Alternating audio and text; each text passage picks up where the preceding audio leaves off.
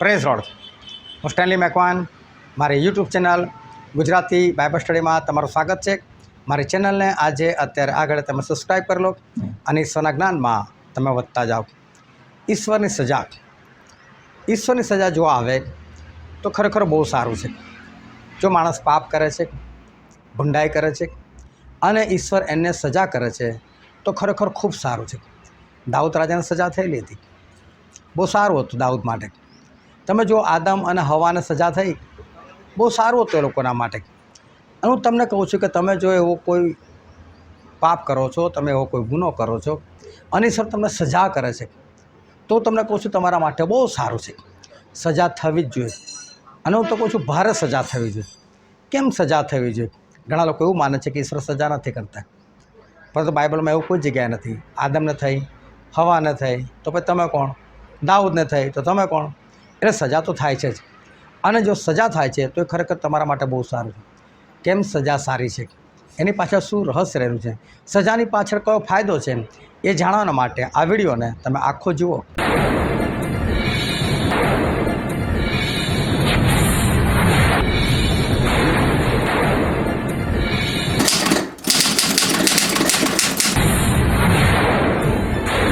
ઈશ્વર પિતાનો પુષ્કળ આભાર માને કે આજે ફરી એકવાર ઈશ્વર આપણને જીવતા રાખ્યા, આપણને તાજગી આપી, તંદુરસ્તી આપી. ઈશ્વરે આપણને જગ્યા પર એકત્ર કર્યા માટે ઈશ્વર પિતાનો આભાર. આપણે એમના વચન તરફ જઈએ અને બાઇબલની અંદરથી પહેલો પિત્તર તેનો 4થો અધ્યાય અને આપણે વાંચીશું તેની પહેલી કલમથી લઈને તેની 6ઠ્ઠી કલમ સુધી. હવે ખ્રિસ્તે આપણે સારું દેહમાં દુઃખ સહ્યું છે, માટે તમે પણ એવું જ મન રાખીને હથિયારબંધ થાઓ. કેમ કે જેણે દેહમાં દુઃખ સહ્યું છે તે પાપથી મુક્ત થયો છે, કે જેથી તે ત્યાર પછી દેહમાંનો બાકી રહેલો વખત માણસોના ભૂંડા વિકારો પ્રમાણે નહીં, પણ દેવની ઈચ્છા પ્રમાણે ગુજારે. કેમ કે જેમાં વિદેશીઓ આનંદ માને છે એવા કૃત્યો કરવામાં તમે તમારા આયુષ્યનો જેટલો વખત ગુમાવ્યો છે તે બસ છે. તે વખતે તમે વ્યભિચારમાં, વિષયભોગમાં, મદ્યપાનમાં, મોજ શોખમાં તથા ધિક્કારપાત્ર મૂર્તિ પૂજામાં મગ્ન હતા. આ બાબતમાં તમે તેઓની સાથે તે જ દુરાચારના પૂરમાં ધસી પડતા નથી, પણ તેથી તેઓ આશ્ચર્ય પામીને તમારી નિંદા કરે છે. જીવતાઓનો તથા મુયેલાઓનો જે ન્યાય કરવાને તૈયાર છે તેને તેઓ હિસાબ આપશે. કેમ કે મુયેલાઓને પણ સુવાર્તા પ્રગટ કરવામાં આવી હતી કે જેથી દેહમાં રહેનાર માણસોના જેવો ન્યાય થયા પછી તેઓ દેવના જેવા આત્મામાં જીવે. ઈશ્વર પિતાનું વાંચેલું વચન આપણા માટે પુષ્કળ આશીર્વાદિત છે. અને ઈશ્વર પિતાનું વચન સત્ય છે. અને બાઇબલનું વચન કહે છે કે તમે સત્ય જાણશો અને સત્ય તમને મુક્ત કરશે. ખૂબ જ ધ્યાનથી આપણે ઈશ્વરના વચનો સાંભળીએ, સમજીએ અને આપણે એને ગ્રહણ કરીએ અને વિશેષ કરીને આપણે એ પ્રમાણે ચાલીએ કે જેથી કરીને આપણે આકાશ રાજ્યના વારસદાર બનીએ. મારા જીવનની અંદર જ્યારે હું વિશ્વાસમાં નહોતો આવ્યો કે પછી મેં જ્યારે મારું જીવન ઈશ્વરને સોંપ્યું નહોતું, ત્યારે ઘણા બધા લડાઈ ઝઘડા જીવનની અંદર હતા. બહાર નીકળવું, ગમે તેની સાથે લડાઈ થઈ જવી, ગમે તેની સાથે ઝઘડો થઈ જવો. પરંતુ જે વિસ્તારમાં રહેતો હતો ત્યાંનું સાચવી લેવાનું.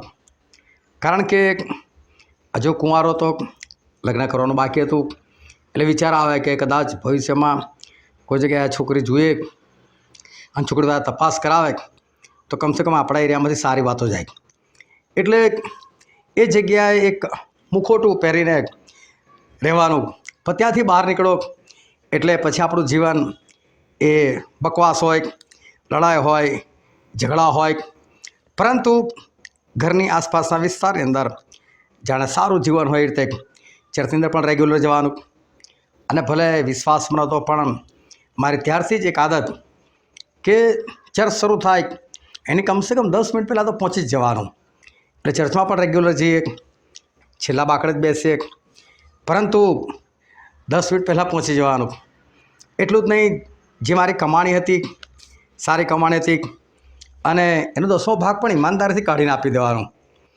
પણ એટલું કે એ બધું અભિમાનથી કરવાનું કે જો આપણે 10મો ભાગ કાઢીએ છીએ અને આપણે આવી રીતે ઈશ્વરને પહોંચાડીએ છીએ એવું એક મનની અંદર અભિમાન, સાથે સાથે વાર તહેવાર હોય, અમુક એવા પ્રસંગો હોય ત્યારે થોડું પીપણ લેવાનું, અને આવી રીતે જીવન એ જતું હતું. હવે ભલે આપણે કદાચ લોકોને સારા દેખાઈએ, પરંતુ ઈશ્વર એ બધું જાણતા હોય છે, અને ઈશ્વર આપણને ઓળખતા હોય છે. અને ખરેખર જેણે આપણને જીવન આપ્યું છે, આપણને એમની સાથે સંબંધ છે કે જેણે આપણને જીવન આપ્યું છે.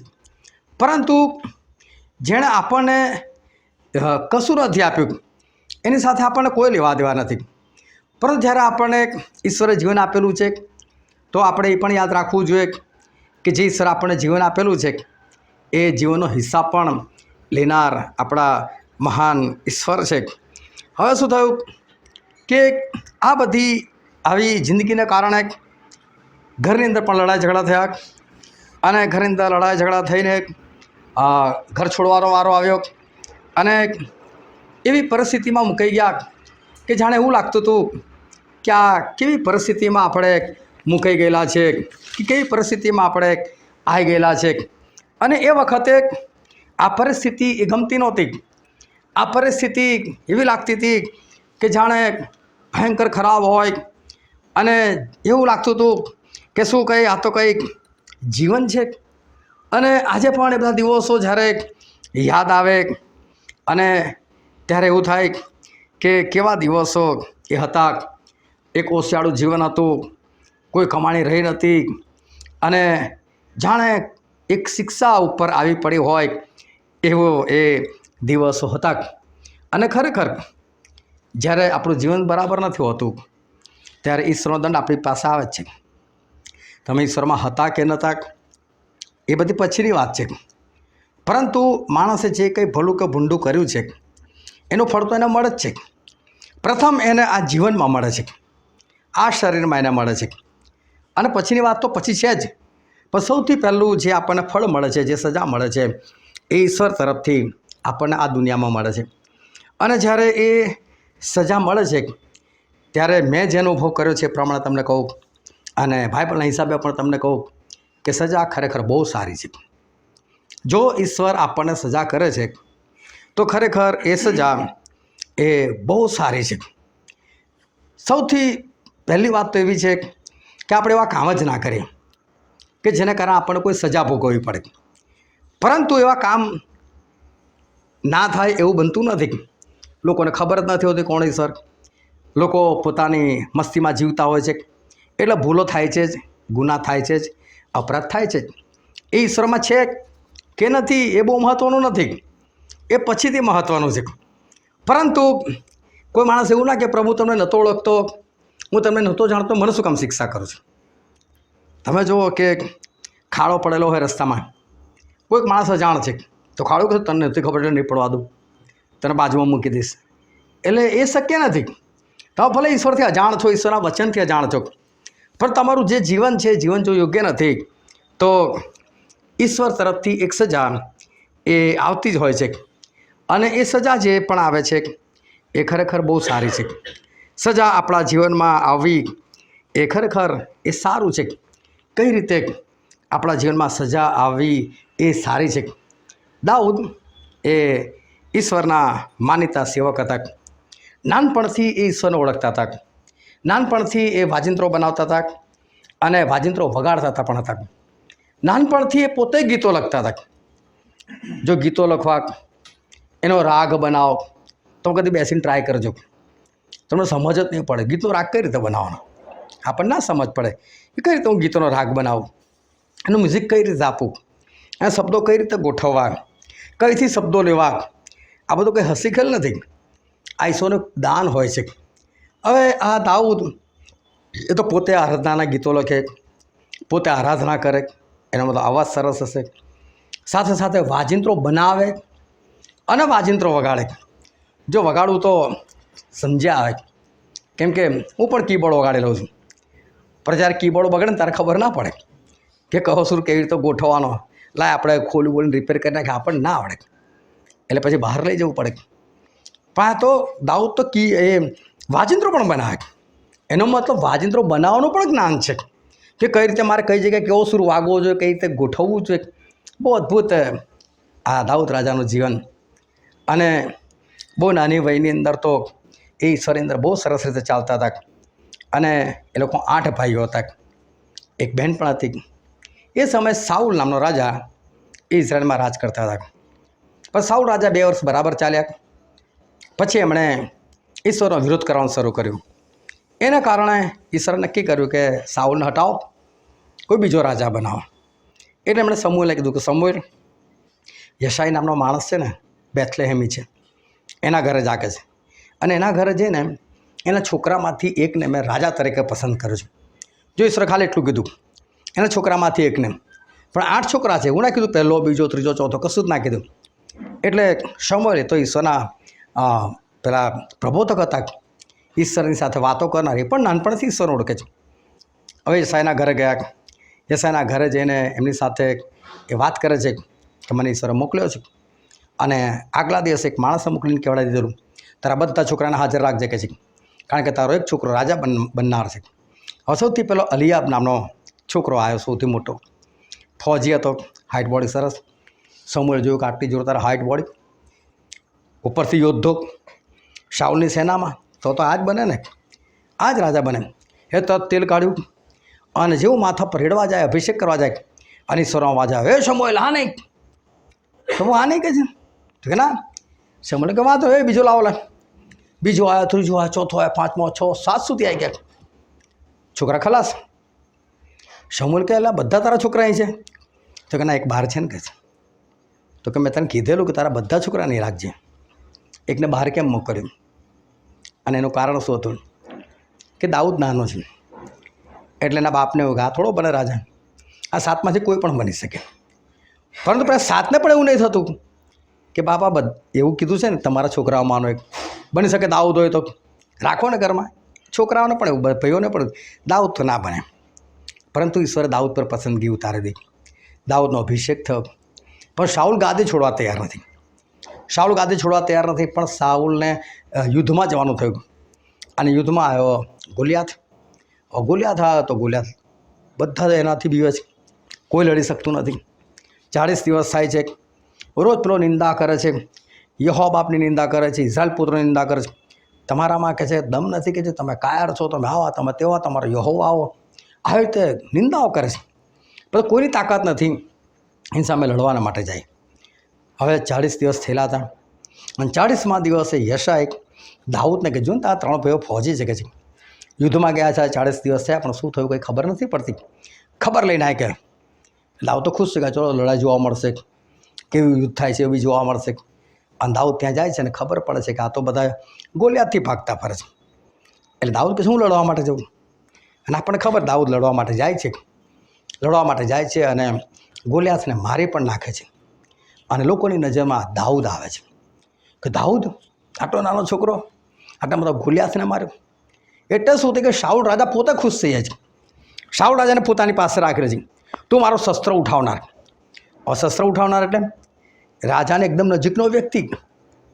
શસ્ત્ર ઉઠાવનાર ગમે તેને ના બનાવાય, કારણ કે જે શસ્ત્ર ઉઠાવનાર હોય એના હાથમાં શસ્ત્ર હોય, એના હાથમાં તીર હોય, એના હાથમાં ભાલો હોય. અને પેલો રાજા એને કેમ અને આપ ભાલો, અને પેલો ભાલો આપે, પરંતુ શસ્ત્રવાહક એ પોતે જ રાજાને ભાલો મારી દે તો. એટલે ગમે તેવો વ્યક્તિ શસ્ત્રવાહક ના બની શકે, એની પર પૂરો વિશ્વાસ હોય તો જ. અને આ શાઉલ તો દાઉદને શસ્ત્રવાહક બનાવ્યો, એકદમ નજીકનો માણસ. પણ તે બધી સ્ત્રીઓ વાતો કરતી હતી, હસતી હતી. આ શાઉલને કહે 1000ને મારે, પણ દાઉદ 10,000ને મારે. દાઉદ તો કહે છે શાઉલને ખોટું લાગ્યું કે આ લોકો તો બધાની નજરમાં હું નથી, હીરો તો દાઉદ છે. તપાસ કરી તો ખબર પડી કે શમૂલ તેનો અભિષેક કરીને આવ્યો છે, મારા પછી આ રાજા બનવાનો છે. અને શાઉલની ઈચ્છા છે કે એનો પોતાનો છોકરો યુનાથાન બને. એ દુશ્મનના વટ પર આવી જાય છે, દાઉદને મારવાના પ્રયત્ન કરે છે. 2 વખત દાઉદને ભાલો મારે છે, ભાલો ભીતમાં ઘૂસી જાય છે, પણ દાઉદ બચી જાય છે. એનું લગ્ન પોતાની છોકરી સાથે કરાવે છે. છોકરીને કહે છે કે આજે રાતે તું તૈયાર છે, કે છે દાઉદને મારી નાખવાનો છે, કે પણ ગમે તેમનો પતિ છે બગાડી દીધો. દાઉદ એ શાઉલથી ભાગતા ફરે છે, 38 વર્ષ સુધી ભાગતા ફરે છે. એમની પાસે કશો સમય નથી, કોઈ ફાલતુ વાત માટે સમય નથી. બસ પ્રભુ શું કરું, પ્રભુ શું કરું. અને આવી રીતે 38 વર્ષ વીતે છે. શાઉલનું મૃત્યુ થઈ જાય છે અને હવે દાઉદ રાજા બને છે. દાઉદ રાજા બને છે એટલે ઈશ્વર એને બહુ બળ શક્તિ આપે, સામર્થ્ય આપે છે. દાઉદ ચારે બાજુ લડે છે. ચારે બાજુના રાજાઓ દાઉદથી બીતા થઈ જાય છે, ખંડણી આપતા થઈ જાય છે અને દાઉદનું રાજ્ય સ્થિર થાય છે. એવા સમયે આ દાઉદ કે જે કેટલા વર્ષોથી ઈશ્વરમાં ચાલી રહ્યા છે, બધા દાઉદને ઓળખે. દાઉદ એટલે જોરદાર, કારણ કે દાઉદે જે ક્વાયર તૈયાર કરેલું 4000નું ક્વાયર હતું. વિચાર કરો, 4000 લોકો ક્વાયરમાં હોય, એ લોકો ગીત ગાય તો કેટલો જોરદાર અવાજ આવે, કેટલો દૂર દૂર સુધી અવાજ આવે. અને 4000 પાછા વાજિંત્રો વગાડે અને પણ દાઉદના બનાવેલા કેટલું જોરદાર ક્વાયર હશે, કયો આત્માથી અને સત્યતાથી આરાધના થતી હશે. બધા દાઉદને ઓળખે કે દાઉદ એટલે જોરદાર, ઈશ્વરમાં જોરદાર, ઈશ્વર સાથે જોરદાર સંબંધ છે એમ. અને આવો દાઉદ એક વખત યુદ્ધમાં નથી જતા અને પોતાના ઘરે બેઠેલા છે. ભર બપોરે સૂઈ જાય છે. સાંજે ઉઠે છે અને સાંજે ઉઠીને જ્યારે એ ધાબા પર ફરતા હોય છે અને ત્યાંથી એક સ્ત્રીને નહાતા જુએ છે. અને આ દાઉદ એ સ્ત્રીને પોતાની પાસે બોલાવી લે છે અને એ લોકો વ્યભિચાર કરે છે. અને દાઉદથી એક ભયંકર પાપ આવા સમય થાય છે કે જ્યારે ઈશ્વરે એમનો ભરપૂરીપણામાં ઉપયોગ કર્યો છે. ચારે બાજુ દાઉદનું જબરદસ્ત નામ છે. લોકો દાઉદને ઓળખે છે કે આ ઈશ્વરનો ખાસ વ્યક્તિ. અને એવા સમયે દાઉદ આવું પાપ કરે છે. પાપ તો કરે છે, પછી જુએ છે કે આ સ્ત્રી જે છે એનો પતિ કોણ છે. એટલે ખબર પડે પતિ તો એનો પોતાનો યોદ્ધો છે, સારો માણસ છે. પણ દાઉદ એટલા અંધ થઈ જાય છે કે એને જ મારી નંખાવે છે.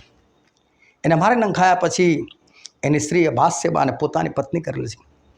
એનાથી એક બાળક પણ પેદા થાય છે. ત્યાં સુધી દાઉદને કશું જ ખબર નથી કે મેં આવું કોઈ પાપ કર્યું છે. જો અમુક કામ જે છે ને, અમુક લોકોને એ બહુ સામાન્ય લાગતા હોય. રાજા બની જાઓ એટલે રાજા તરીકે આવા બધા કામ છે ને એ લોકોને સામાન્ય બની જાય. એ લોકોને ખબર ના પડે કે હું શું ખોટું કરી રહ્યો છું. મેં બહુ લોકોને જોયા છે, આત્મિક લોકો અમુક લેવલમાં પહોંચી જાય ને પછી એવા પાપ કરે કે લોકોને લાગે આવું કશું જ નથી. એક પાસ્ટર વર્ષો પહેલાં એમની મિટિંગમાં હું ગયેલો અને એ મિટિંગની અંદર એમણે કીધું કે મારી પાસે 2 જણા એવા છે જે લોકોની પાસે પોતાનું ડેથ સર્ટિફિકેટ છે કે છે, પણ જીવે છે. લોકો કહે છે મારા દ્વારા ઈશ્વર એમને જીવતા કર્યા છે કે છે.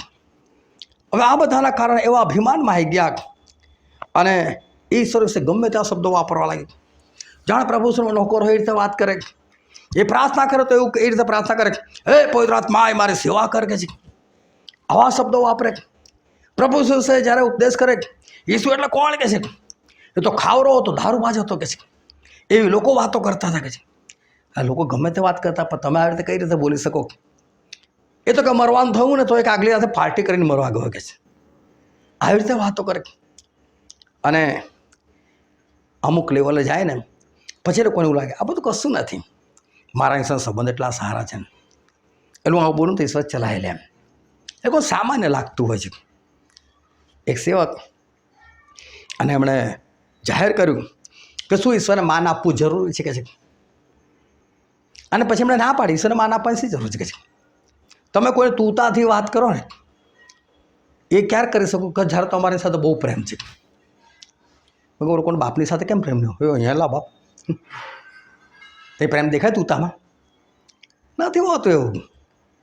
એટલે કે તુતા હોય એટલે અંદર પ્રેમ હોય છે એવું નથી હોતું. ખોટી રીતે શીખવાડી દીધું. એટલે અમુક લેવલમાં જઈને અલગ અલગ જગ્યાની વાત છે. એ પાસ્ટર હોય તો, રાજા હોય તો, પ્રબોધક હોય તો, જે જગ્યા પર જે લેવલમાં ઊંચાઈ પર પહોંચે ને પછી એના માટે અમુક કામ સામાન્ય બની જાય અને એને એવું લાગે કે આ કામ તો સામાન્ય થાય. હવે દાઉદને તો ખબર સુદ્ધા ના પડી કે આને વ્યભિચાર કહેવાય, મેં વ્યભિચાર કર્યો. ઈશ્વરે વર્ષ સુધી રાહ જોઈ. નાથાનને મોકલે, નાથાન જા એની પાસે જા કે છે. એને જઈને કહે કે દાઉદ તે વ્યભિચાર કર્યો છે. હવે નાથાન બી વિચારવા પડે કે દાઉદ રાજાને કેવું કઈ રીતે. ઈશ્વરનો હુકમ છે એટલે જાય છે. દાઉદને મળે છે. દાઉદની સાથે વાત કરે. દાઉદ કહે છે એક માણસ હતો કે છે, બહુ ગરીબ હતો કે છે. એની પાસે એક જ બકરી હતી. એ બકરી પોતાની છોકરીને જેમ ઉછેરતો હતો કે છે, પોતાની સાથે ખવડાવતો હતો, બહુ સારી રીતે રાખતો હતો. સામે જે ધનવાન હતો એની પાસે ઘણા બધા ઘેટા બકરા હતા કે છે. એને તો એકવાર મુસાફર આવ્યો તો એને ખાવા માટે કહે છે કે એણે પોતાના ઘેટા બકરામાંથી કશું ના લીધું, પણ આ ગરીબની બકરી છે ને એને કાપી નાખી. દાઉદે કાઢી તરવાર, કોણ છે આ દુષ્ટ, એણે મરણ યોગ્ય કામ કર્યું, કાપી નાખો એને, કહે છે. અને નાથાન કહે છે દાઉદ તું છે, કહે છે. દાઉદ કહે છે હું કઈ રીતે, કહે છે. તો કહે છે તું એ રીતે છે કે તને તારી પાસે પત્નીઓ નથી, કહે છે. તારી પાસે એક કરતાં વધારે પત્ની છે. હજુ બી તને ઓછી પડે તો તું ઈશ્વર પાસે માગત તો કદાચ ઈશ્વર તને પૂરી પાડત. પણ કે તે તારો જે ખાસ યોદ્ધો છે એને મારી નંખાવીને એની પત્ની તારી પત્ની કરી લીધી. તે કહે છે કે ઈશ્વરના શત્રુને નિંદા કરવાની તક આપી છે, કે છે તે ભૂંડું કામ કરેલું છે. દાઉદ કહે છે હા ખરેખર મેં પાપ કર્યું છું, માની લીધું. ઈશ્વર કહે છે તારું પાપ તને માફ, પરંતુ તે જે કામ કર્યું છે ને એની સજા તો તારી પર આવશે જ આવશે. તરવાર તારા ઘરમાંથી ઊભી થશે. તે જે કામ રાતના અંધારામાં કર્યું છે તારી પત્નીઓ સાથે લોકો દિવસે કરશે, કે છે. અને વ્યભિચારથી જે બાળક જન્મ્યું છે બાસીમાંથી એ તો મરી જ જશે, કે છે. દાઉદે સજા સાંભળી લીધી. એને ખબર છે ઈશ્વર છે કરશે, પરંતુ ઈશ્વરની વિરુદ્ધ હોવા જવાય નહીં. ઈશ્વરને ઓળખે છે. દાઉદ રાજાએ એ જ દિવસથી ઉપવાસ કરવાનું શરૂ કર્યું. પણ છોકરું પણ બીમાર પડ્યું. બાદશેબાથી જે છોકરું જન્મેલું એ પણ બીમાર પડ્યું. દાઉદે ઉપવાસ સહિત પ્રાર્થના શરૂ કરી દીધી. એક દિવસ 2 દિવસ ઉઠતા જ નથી ઈશ્વરની હાજરીમાંથી. 7 દિવસ થયા. 7 દિવસ સુધી ખાધું નથી, પીધું નથી, એમને ઉપવાસ કરે છે. વિચાર કરો એક રાજા સારો ખોરાક રોજ જમતા હોય ને અચાનક 7 દિવસના ઉપવાસ, કેટલી મોટી વાત છે.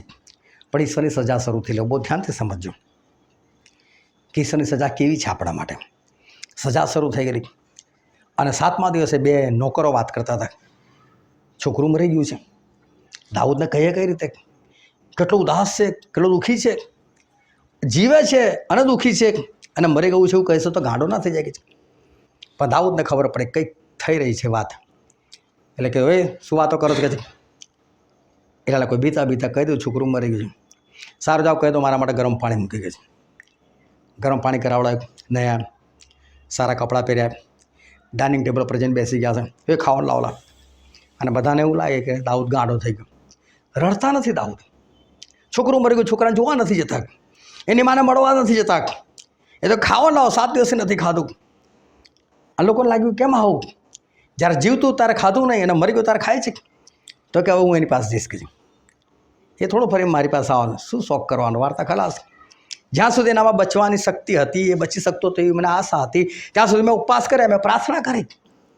પણ જો એવું નથી કહેતા ઈશ્વર આવું કરવાનું. મેં 7 દિવસ સુધી ઉપવાસ કર્યા, મેં 7 દિવસ સુધી સતત મેં પ્રાર્થના કરી, પ્રભુ તો મારો પાપ પણ માફ કરેલું. આટલું છોડી ના દેવાય, આ છોકરાને બચાવી ના લે.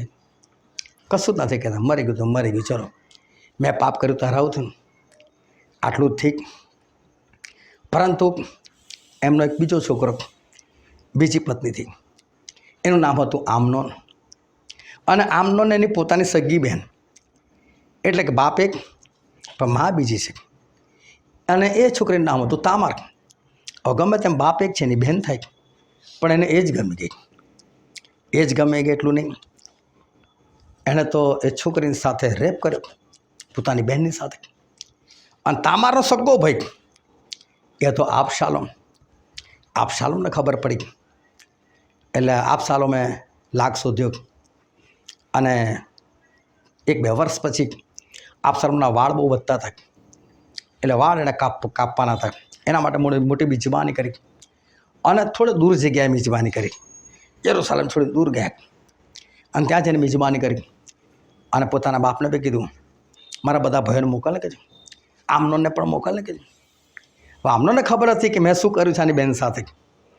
એટલે બીતો તો પતા 2 વર્ષ વીતી ગયેલા, એટલે એને કંઈ વાંધો નહીં આવે, ચલો એટલે જાય છે. પણ આ તો પાર્ટી એના માટે જ રાખેલી. અને આપશાલોમ એ ઉઠે છે ને પોતાના સગા ભાઈને આમનોનને મારી નાખે છે. જો દાઉદનું પાપ, એના 2 છોકરા મરી ગયા. બાદશેબા જે જન્મેલું હતું એ બીમાર થઈને મરી ગયું. આ તો જુવાન છોકરો છે આમનોન, એને બીજો એક જુવાન એનો છોકરો એનું મર્ડર કરી નાખે છે. દાઉદને 2 છોકરાની ખોટ વાગી. હવે આપશાલોમ જે છે પોતાના બાપ પાસે આવે કઈ રીતે, કે બાપના છોકરાને તો મારી નાખેલો છે. પરંતુ યુવાબ વચ્ચે પડે છે રાજાને સમજાવે ભાઈ થઈ ગયું છોડો ને બોલાવો. તો કે સારું અબશાલોમ ભલે આવતો, પણ મારી સામે ના મારે એનું મોઢું નથી જોવું કે છે.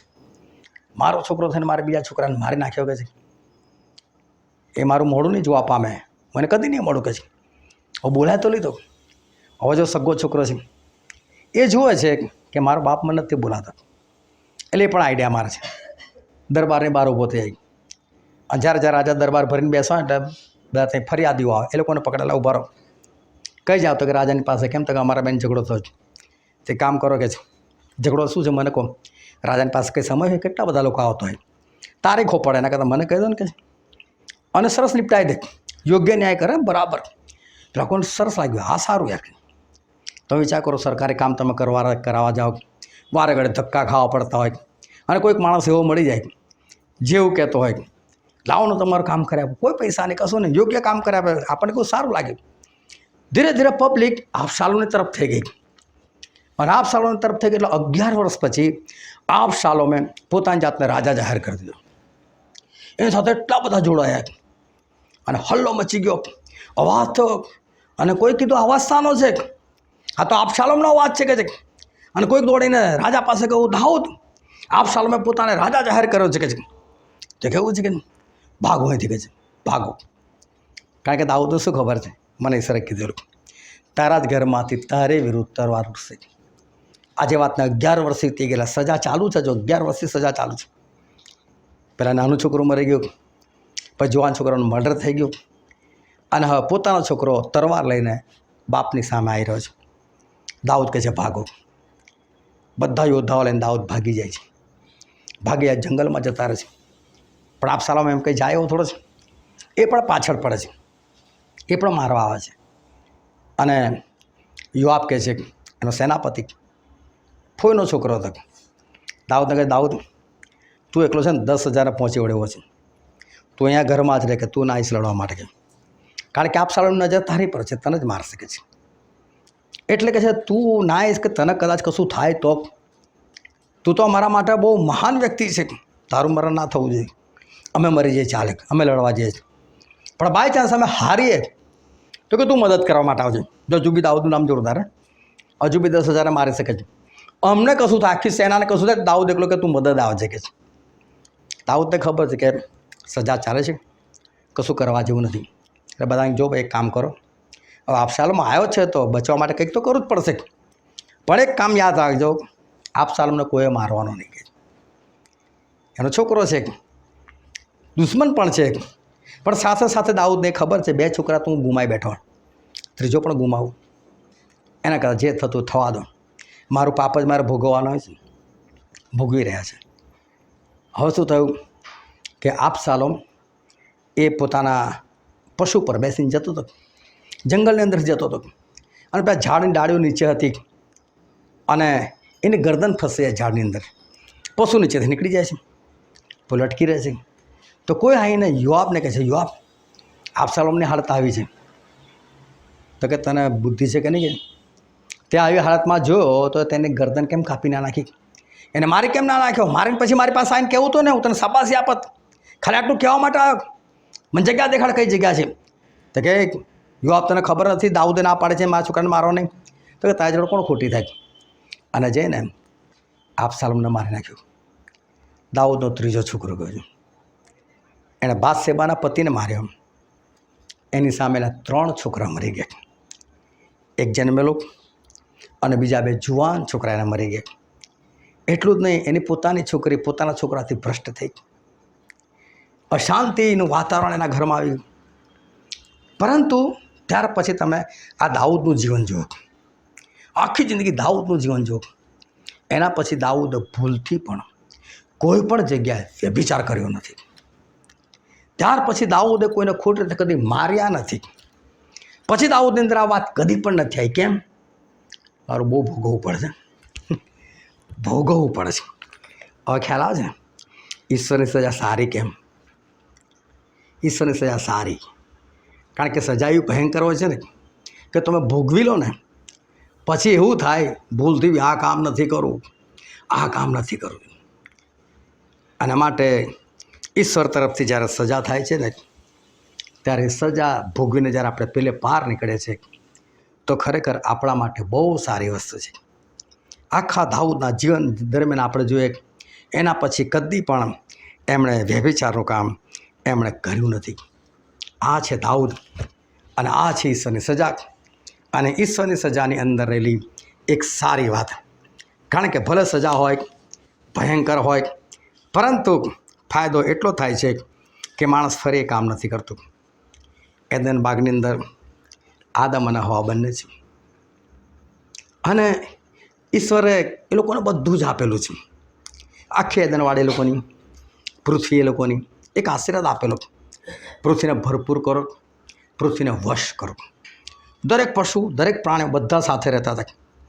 વિચાર કરો, વાઘ, સિંહ, ચિત્તો, હાથી, આ બધા ભેગા મળીને પણ આદમને કંઈ ના કરી શકે. આદમની સાથે વાત કરે અને આદમ એ લોકોનો હુકમ કરે ને એ પ્રમાણે લોકો કામ કરે.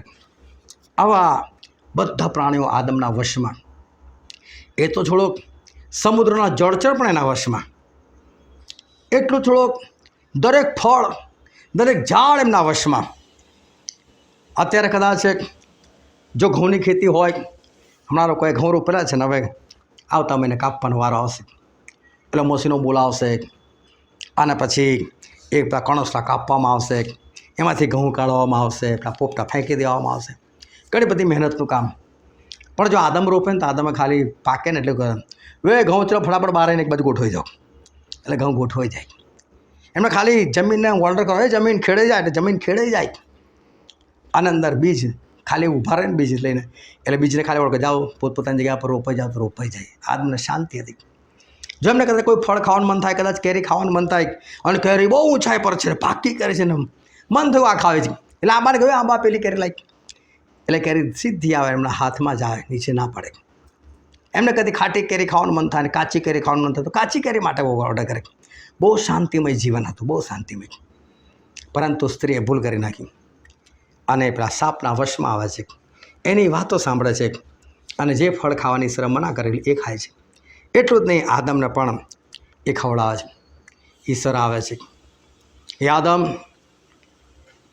ક્યાં છે તું? તો હું સંતાઈ ગયો હતો. કેમ? તો કે નાગો છું, કંઈ કપડાં મને આપ્યા જ કે છે. તો કે મેં તને જે ફળ ખાવાની મના કરી તે ખાધું કે છે. તો કાં તે જે સ્ત્રી આપીને એને મને ખવડાવ્યું. પ્રભુ સ્ત્રી, બે સ્ત્રી તે ફળ ખાધું તો કાં સાપે મને ભરમાઈને મેં ખાધું.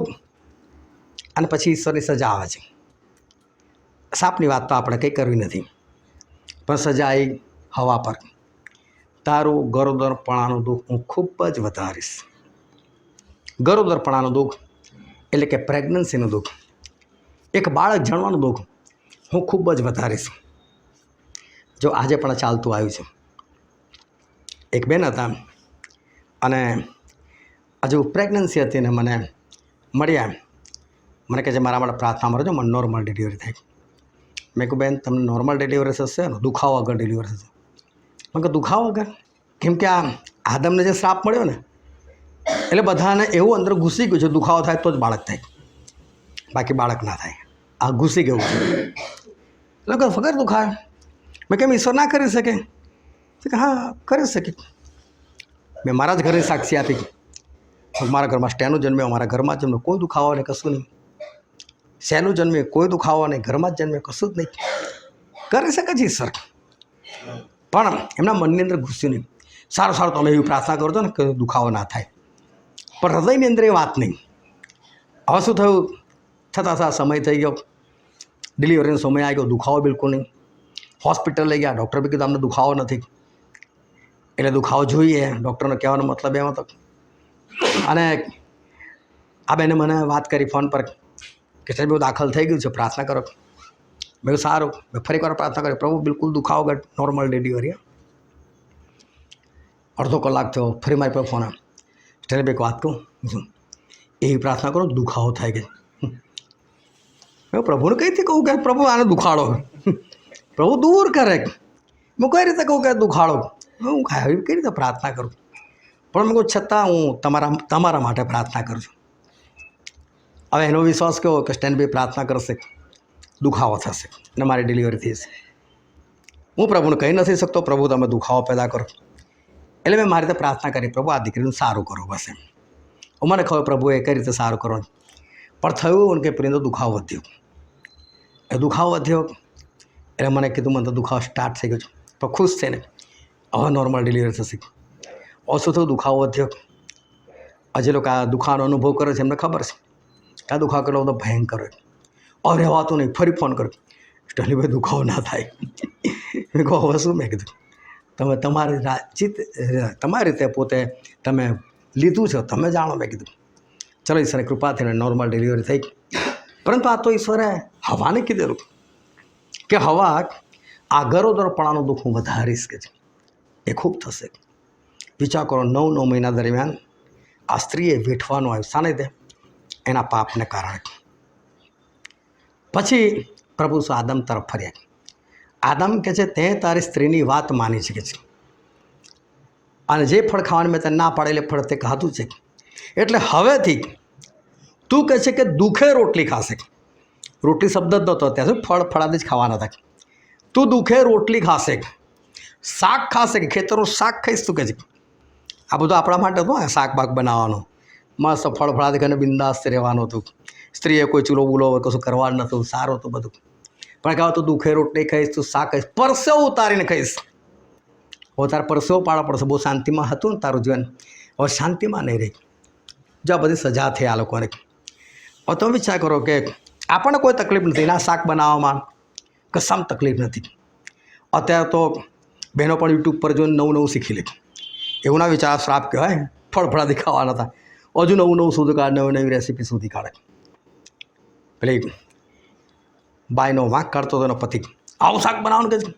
પછી આને મને બેહો કે છે, ગઈકાલે મને હોટલમાં લઈ ગયો, સૂકો ભટ રોટલો હતો અને શાક એની પર મૂકીને આપેલું કે છે, અને તો એ ખાઈ ગઈ લાગે છે. અલી એને પીઝા કહેવાય, એને પીઝા કહેવાય. હું ગમે તે ગણો, પણ તાજું મારું ગમતું નથી, પેલું તમને ગમે છે કે છે. હવે આ બધું ઘૂસી ગયું. પરંતુ તમે હવાનો વિચાર કરો, હવા કદી શાક જોયેલું? હવાની પાસે મીઠું હતું, મરચું હતું. વિચાર કરો, અને પહેલી વખત બનાવવાનું થયું, કેટલી બધી તકલીફ પડે. ચાકુ કઈથી લાગો છો કાપવું હોય તો, શાકભાજી કઈથી શોધવા જાય, કેટલી બધી તકલીફ. એટલે અત્યારે તો આ બધું શું છે, પરંપરામાં ચાલ્યું આવ્યું. હવે આપણને બહુ વાંધો નથી આવતો, બધા સજામાં ઘડાઈ ગયા. પણ જેને ખરેખર સજા થયેલી હોય, તમે આખું બાઇબલ વાંચો, જો કોઈ જગ્યાએ તમને આદમ કે હવાની ભૂલ દેખાતી હોય તો અરે બહુ ભોગવવું પડે. નથી કરવું પાપ, નથી કરવું. સજા સારી છે. સજા થાય ને તો સારું છે. અને એ સજા એ ભલભલા માણસને છે ને એ સુધારી નાખે છે. અને માટે ખરેખર સજા થવી સારી છે. એવા કામ હોય અને માણસને સજા થાય, સારું છે. એ શેતાને બધાના જીવનમાં કામ કરવાનું શરૂ કરી દીધું. અત્યારે તો જંગલના પ્રાણીઓ જંગલમાં રહે, ખેતરના પ્રાણીઓ ખેતરમાં રહે, કૂતરા બિલાડા બધા આપણી આસપાસ ફરતા હોય. પણ આ તો બધા એધનવાડીની અંદર જ હતા. હમણાં ત્યાંથી છૂટા થયેલા. હવે બધા અંદર શેતાન આવી ગયેલો. હવે પેલા ચિત્તો અને વાઘ ને સિંહ આ તો હવે લોકોને મારીને ખાવા લાગેલા. આદમે કેટલું બધું સંભાળવાનું, આ લોકોથી બીવાનું હોય. ઘર કેમનું બનાવવાનું, રક્ષણ કેમનું કરવાનું, આગ કેમની સળગાવવાની. પણ આ બધું જે ભોગવવું પડ્યું ને, એટલે આદમને ખબર પડી ગઈ ઈશ્વરની વિરુદ્ધ નહીં જવાનું, પાપ નહીં કરવાનું. એમનો છોકરો ઊભો થયો અને બીજા છોકરાને હાબેલને મારી નાખ્યો. કેટલું બધું ભોગવવાનું આવ્યું. તમે જુઓ, એક પાપ આપણે કરીએ છીએ અને એની સજા જ્યારે મળે, સજા બહુ ભયંકર હોય છે. પરંતુ એ સજા એટલું આપણા માટે સારું છે કે સજા માણસને બદલી શકે છે. એ સજાની અંદર માણસ આના બધું ભોગવે ને બધું ખબર હોય કે મારું આ પાપ હતું ને એના કારણે મારે ભોગવવું પડ્યું. અત્યારે ઈશ્વર કોઈની પાસે નથી આવતા. કોઈને કહેતા જો તે આ પાપ કરે એટલે તારે ભોગવવાનું આવે છે. પણ જો આઈને ઈશ્વર ખરેખર કહી દે તો બહુ સારું, લોકોને ભાન થાય. હમણાં જ એક છોકરો હતો અને એને બાળકો નહોતા થતા. એમણે પ્રાર્થના કરાવી પછી પહેલો છોકરો થયો, બહુ સરસ છોકરો થયો. એના પછી ફરી વખત એમને છોકરી થઈ. છોકરી બી બહુ સુંદર. આજે પણ છોકરો બહુ સરસ દેખાય, છોકરી પણ સરસ દેખાય છે. ત્રીજી વખત વાઈફ પ્રેગ્નન્ટ બની. મને મળ્યા. શરીર એક વાત કહું, શું બાળક નથી જોઈતું, અલા મેં કંઈ શરમ ખરી તમને લોકોને? મેં કીધું તમને બાળકો નહોતા થતા, તમે અહીંથી ત્યાં ભાગતા હતા, તમે પ્રાર્થનાઓ કરાવતા હતા, નહોતું થતું. એ સમયસરે મને તમારી પાસે મોકલ્યો અને તમને આ 2 બાળકો મળ્યા. આ ઈશ્વરનું દાન છે, શું કામ તમારે મારી નાખવું છે? અને એ લોકોના ઈરાદા મને બહુ મજબૂત લાગે કે આ લોકો આવું કરશે જ. એટલે મેં મારી રીતે ધમકી આપી. જો મેં કહું તમે આવું કંઈક કર્યું તો આવી બનશે તમારી. એ લોકોને એવું કશું થવાનું છે. થોડા વખત પછી મને ખબર પડી કે બાળક એ લોકોએ મારી નંખાવી. અને પછી લગભગ 2 વર્ષ થયા અને એ બાઈને ઉપર જબરદસ્ત હુમલો થયો. એવો હુમલો થયો કે ડૉક્ટરને કંઈ ખબર જ ના પડે શું થઈ રહ્યું છે. ગાંડા જેવી થઈ ગઈ બાઈક. લોકો દોડાદોડ કરવા લાગ્યા, ભાગા કરે, કદી આ હોસ્પિટલ, કદી પેલું હોસ્પિટલ. છોકરીના ઘરવાળા બધા વિધર્મી. એ તારકોને પ્રેશર નાખવા લાગ્યા, જાદુ ક્રિયા કરો, ફલાણું કરો, જો મારી છોકરી મરી ગઈ તમને નહીં છોડે કે છે, આ કે અમારા દેવ કરશે. અને પછી આખરે એ લોકોથી કશું ના થયું. પાસ્ટરને બોલાયા, ઘણું બધું કર્યું. મારી પર ફોન આવ્યા, સ્ટેન્ડ આવો ને. એ લોકોનું દુઃખ ભયંકર હતું. મને બધી વાતો યાદ હતી, એ લોકો ભૂલી ગયેલા, અત્યારે દુઃખમાં હતા. ઈશ્વરે ફરીને એકવાર મારો ઉપયોગ કર્યો. એ બાઈને સારું થયું. અને પછી મેં એમને કીધું, મેં ખબર તમને આ કેમ ભોગવવું પડ્યું? મને કેમ? મેં તમને ના પાડેલી ને કે બાળક ના કઢાવશું. જો આજે તમને કેવું ભોગવાનું હોય, છતાં આપણે બહુ લાટલી લીધું. મેં કહું હજુ બી તમને કહું છું, આ બાબતનો પસ્તાવો કરો, ઈશ્વરને પ્રથમ સ્થાન આપો. પરંતુ છતાં પણ એ લોકોએ ના કર્યું. મારા આવ્યા પછી થોડા દિવસ પછી પેલી છોકરી ફરી બીમાર પડી, બહુ ખરાબ હાલત થઈ ગઈ. તો ફરી સર ફરી પાછો મારો ઉપયોગ કરો, ફરી લોકોને ખખડાયા, એના ઘરવાળાને બધાને ભેગા કર્યા. એ લોકોને કહ્યું તમને લોકો શરમ નહીં આવતી? આ છોકરીની પરિસ્થિતિ તમે તમારા કારોબારની અંદર વ્યસ્ત છો. અને એ લોકોને શીખવાડ્યું ઈશ્વરના પ્રથમ સ્થાન આપો, ઈશ્વર મારો. પરંતુ હવે મને ખબર છે એ લોકો ભૂલથી બી આ પાપ નહીં કરે. કરે તો નહીં, પણ પોતાની સામે કરે કોઈ બીજું બી કરતું હશે ને એને બી રોકે, હવે ના કરતો ના, બહુ ભોગવવું પડે છે. આ નથી સારું. અને માટે હું તમને કહું કે જે સજા આપણને મળે છે ને એ સજા ખરેખર સારી છે. એ સજા એ માણસને એ બદલી નાખે છે. મેં બહુ લોકોને જોયા છે, બીડી પીનારા, તમાકુ ખાનારા, પડીકીઓ ખાનારા, દારૂ પીનારા. અને જે લોકો નથી કરતા એ લોકોને માટે બધું આસાન છે, બિંદાસ છે કે ભાઈ છોડી દે ને. પણ હું તો પોતે પણ આમાંથી છૂટેલો છે, એટલે મને ખબર છે કે ખરેખર છૂટી શકે છે. આમાં કંઈ મોટી વસ્તુ નથી. હું વિશ્વાસમાં નહોતો, છતાં મેં એકવાર ખાલી બાઇબલ પર હાથ મૂકીને કહ્યું આજથી તમાકુ નહીં ખાવું. બસ, નથી કદી ખાધું, નથી કોઈને ખાવાની કદી ઈચ્છા થઈ. ઈશ્વર આજે પણ એ કાર્ય કરી શકે છે. આપણે વિશ્વાસ હોવો જોઈએ. અને મેં બહુ લોકોના મોઢે સાંભળ્યું નથી છૂટતું, ધીરે ધીરે છોડીશ, પછી છોડીશ, આમ કરીશ, તેમ કરીશ. અને પછી છે ને અચાનક જ ખબર છોડી દીધું. તારા સર અચાનક કેમ છોડું? કેન્સર થયું ને એટલે. હવે કઈથી તાકાત આવી ગઈ છોડવાની? તાકાત કશી નથી આવી. હવે ગભરાઈ ગયા, સજાઈ, ગભરાઈ જાય છે માણસ. તારે કેવું છૂટી જાય છે? આના તો સજા ભોગવવી જરૂરી થોડી છે. એની પહેલાં સુધરી જતા હોય તો નહીં સારું. કારણ કે એક વસ્તુ સમજી લો કે આપણું શરીર એ જીવતા દેવનું મંદિર છે. અને એને જેટલા લોકો બગાડે છે એટલે એને સજા તો થાય છે જ. આપણા શરીરમાં રહીને જેટલા પણ ગુના પાપ કરે છે એની સજા ઈશ્વર એ કરે જ કરે છે. પરંતુ કહું છું કે સજા જરૂરી પણ છે અને સજા ખરેખર સારી પણ છે. એ સજા માણસને સુધારી શકે છે. માણસ સુધરી શકે છે. દાઉદ સુધરી ગયા, આદમ હવામાં ફરી કદી આપણને કોઈ પાપ નજર નથી આવ્યું. અને માટે જ્યારે ઈશ્વરની એવી સજા થાય છે ત્યારે માણસો બદલાઈ જાય છે.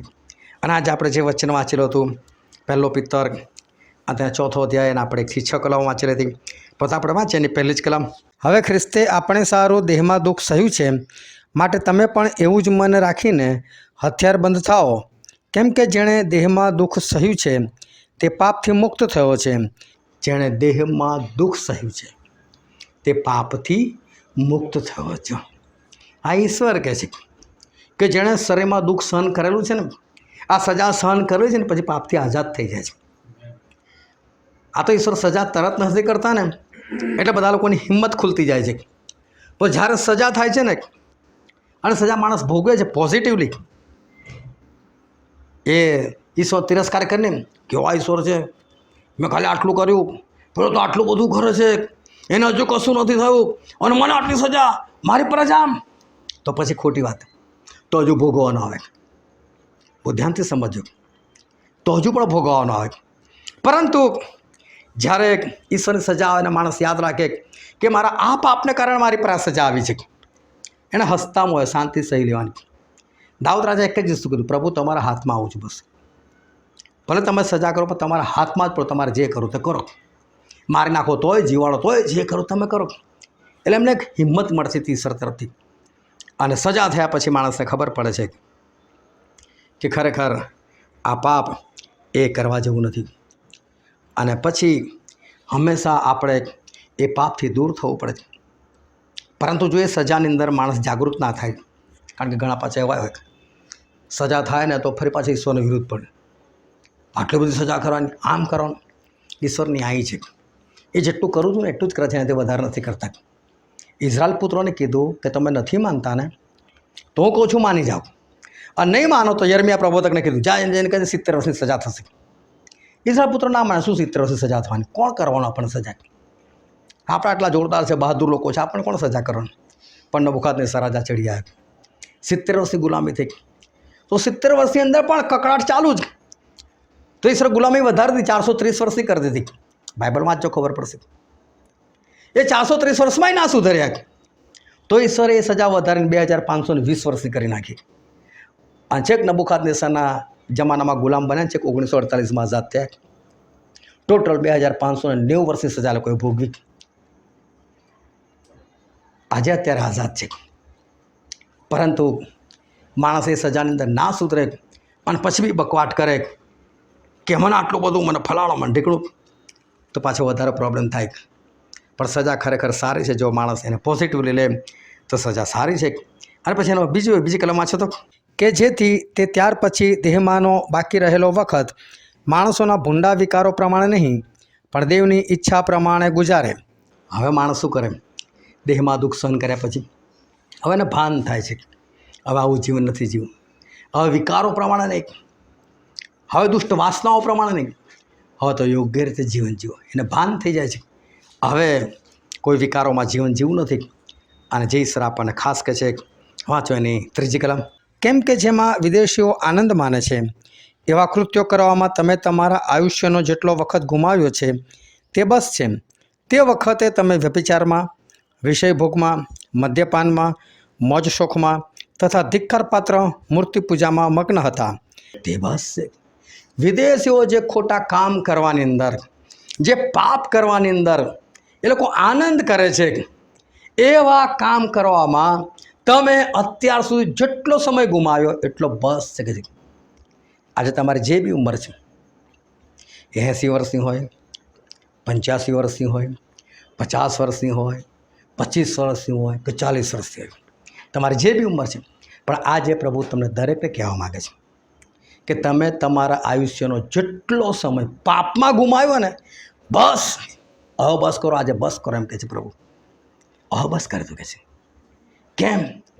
કારણ કે આગળ 5મી કલમમાં છે તો જીવતાઓનો તથા મુયેલાઓનો જે ન્યાય કરવાને તૈયાર છે તેને તેઓ હિસાબ આપશે.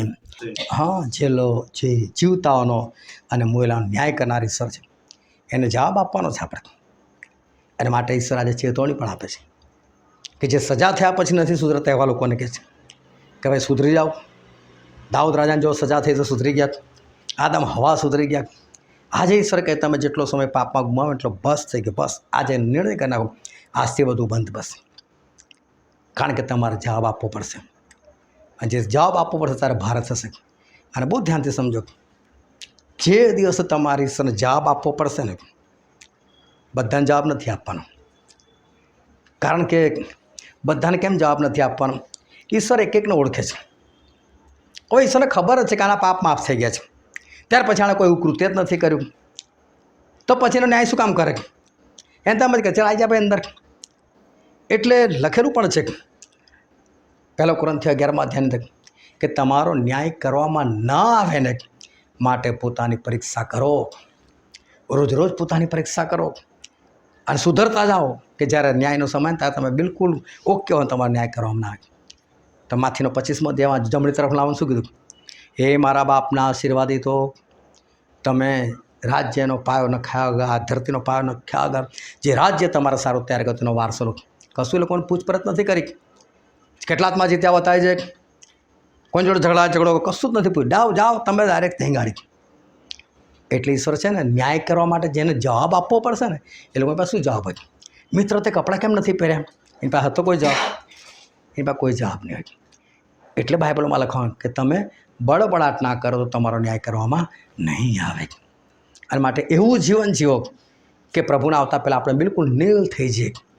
આપણું જે હિસાબનું પુસ્તક છે કાઢવામાં આવે બિલકુલ નીલ, બધું માફીને પાત્ર આપણે માફી મેળવી લીધી હોય અને આપણે સારું જીવન જીવ્યા. દુઃખ સહન કરેલો કોઈ વાંધો નહીં, વેઠેલો એનો કોઈ વાંધો નહીં. દાઉદ રાજાએ વેઠ્યું, પણ જ્યારે વેઠ્યું ને ત્યારે એમને ખબર પડી કે ફરી મારે એવું વેઠવું નથી, ફરી દિવસોમાં જવું નથી. કેમ? પાપ કરીશ તો જઈશ ને, હવે પાપ જ નથી કરવું, માટે સજા સારી છે. પણ આવે જે કરો છે એના માટે આવવાની તો ખરી, પણ એના માટે પોતે આપણે તૈયાર થઈને એનાથી મુક્ત થવાની જરૂર છે કે જેથી કરીને આપણે બચી જઈએ. કારણ આપણા ન્યાય થશે તો જવાબ આપવો પડશે. જવાબ આપીશું તો નર્કમાં પડીશું. પણ એવું જીવન જીવીએ કે આપણે જવાબ આપવા ના થાય. હાલેલુયા. આપણે દરેક આપણી આંખોને બંધ કરીએ, આપણા મસ્ત કોઈ જીવતાદીની હજુરમાં નમાય. પહેલો સમય છે કે આપણે જાતને તપાસીએ. આ સમય છે કે આપણે પોતાના આત્માની સાથે, આપણા હૃદયની સાથે આપણે વાત કરીએ. જે પ્રભુનું વચન એવું કહે છે કે જેણે દેહમાં દુઃખ સહન કરેલું છે તે પાપથી મુક્ત થયો છે. જો સુધી સજાનો અનુભવ નથી થયો તો ઈશ્વર કોઈ ઈશ્વર મેં જે બી પાપ કરે છે પાપ પ્રમાણે તમારે જે સજા કરે તે કરો. કારણ કે સજા જો આપણે ભોગવી લઈશું, એ સજાની અંદરથી પસાર થઈશું તો આપણને ખબર પડશે કે મારે ફરી સજા નથી ભોગવી. અને આ પૃથ્વી પર જો સજા આપણી પૂરી થઈ જાય તો પછી આપણને નરકની સજા નહીં મળે, આપણે સજાથી મુક્ત થઈશું. પણ આ જગ્યા પર સજા ના મળે, આ નરકની અંદર સજા મળે તો શું ફાયદો? એ શ્રીમંત માણસ આ પૃથ્વી પર કંઈ જ ના થયું, પરંતુ નરકમાં પડ્યો. પરંતુ હવે એની પાસે બચવાના માટે કશું જ નથી. જો એને કદાચ આ પૃથ્વી પર સજા મળી ગઈ હોત તો એ બચી શકત. અને માટે સજા સારી છે. પોતાના માટે સજા માગી લો. ઈશ્વર કહો, હા ઈશ્વર મેં આટલું ભૂંડું કર્યું છે, મને જે સજા કરે તે કરો. એ સજામાં ઘૂસી જાઓ કે જેથી કરીને તમે પાપથી મુક્ત થઈ શકો, ખોટાવાના હોય તમે દૂર થઈ શકો. કારણ કે આપણા ઈશ્વર મહાન છે. એ ચાહે છે કે આપણે બચી જઈએ. અને માટે આપણે એવું જીવન જોઈએ કે આપણે બચી જઈએ. પણ એના માટે હું તમને કહું છું કે સજા સારી છે. સજા માગીને પણ ભોગવી લો કે જેથી કરીને આપણે નરકમાં ના પડે, આપણે બચી જઈએ. આ વચન સમજવા માટે, ગ્રહણ કરવા માટે, એ પ્રમાણે ચાલવાના માટે પ્રભુ ઈસુ ખ્રિસ્તની કૃપા આપણા દરેક પર થાવ.